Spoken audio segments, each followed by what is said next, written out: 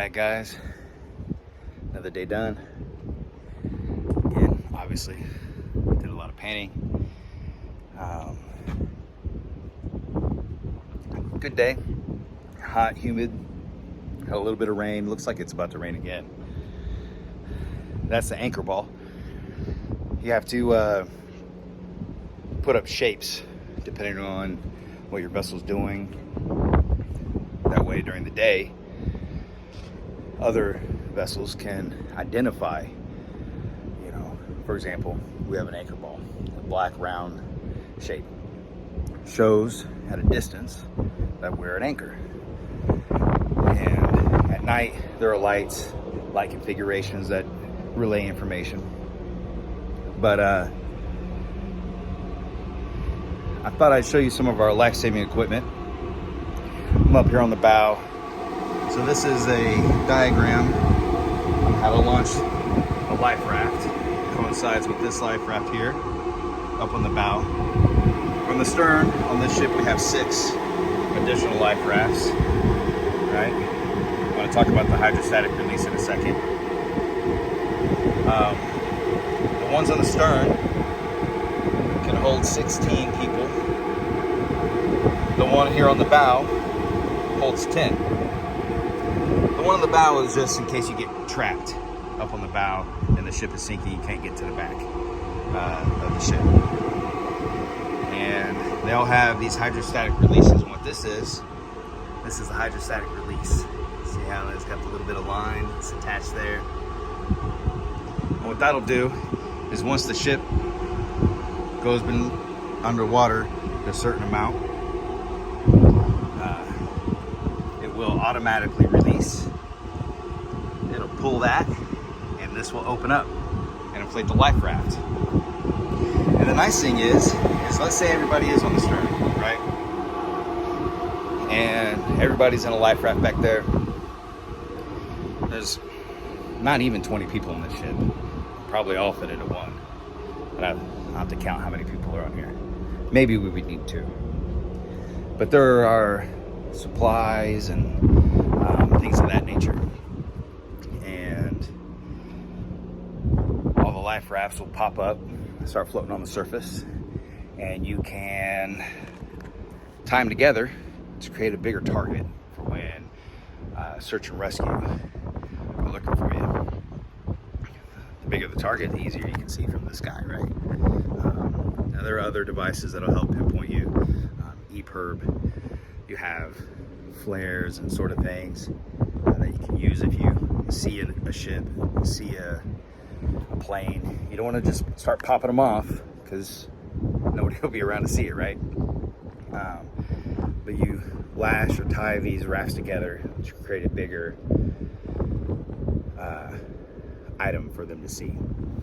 The other thing is if there is loss of life, whether you recover them out of the water or they pass in the life raft, you don't want to keep that in your life raft with you, and it's disrespectful to just leave somebody behind. You want to be able to get them back to their family, so you have a separate life raft to store the bodies if need be.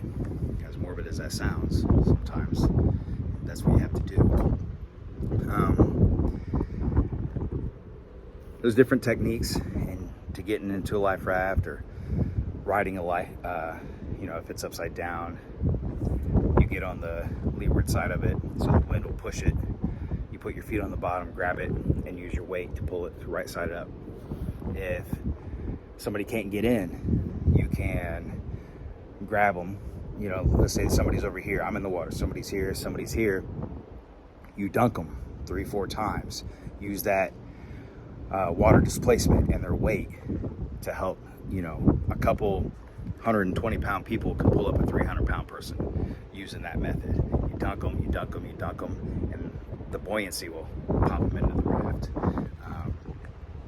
Other things of when you are lost at sea, water conservation, you try to make it last, but you have to drink water every day. There's rations of water in there. Even if you're eating, if you're not drinking water, it's going to rot inside your stomach, right?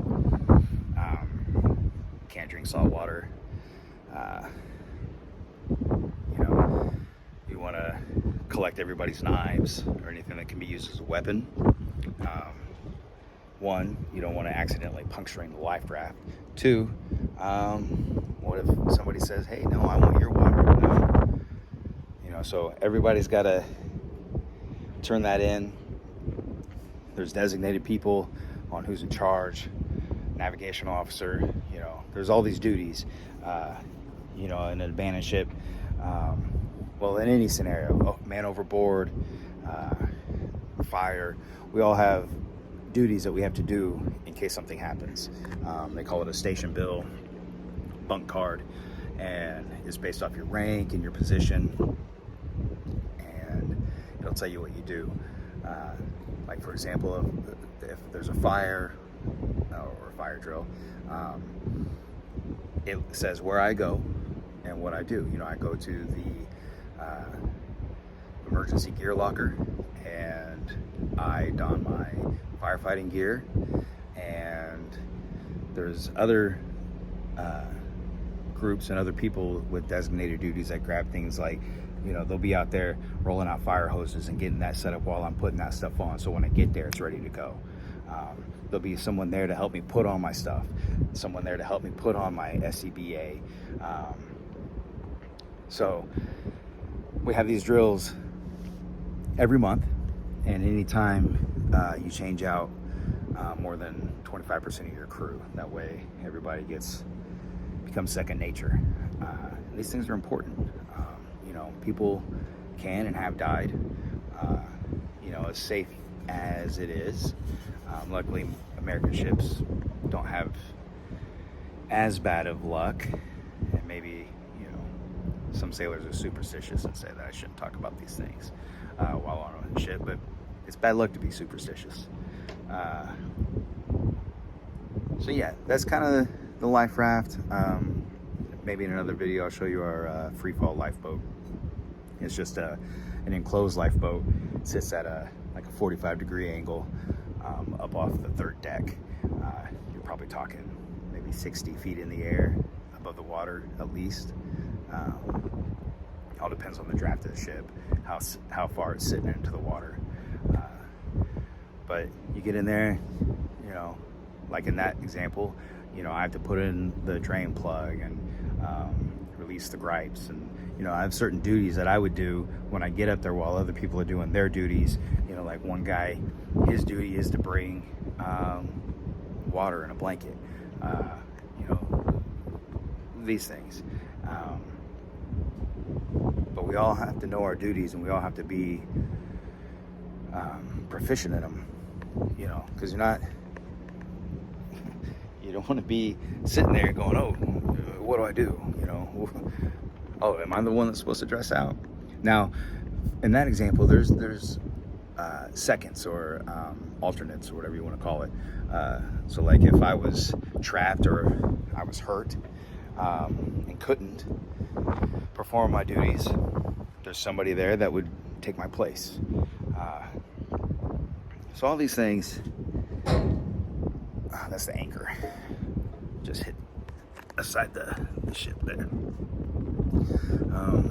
All these things are important to be familiar. You know, first thing when I got on the ship is I got acclimated and familiar with where these things were, what my duties were, and because you never know, right?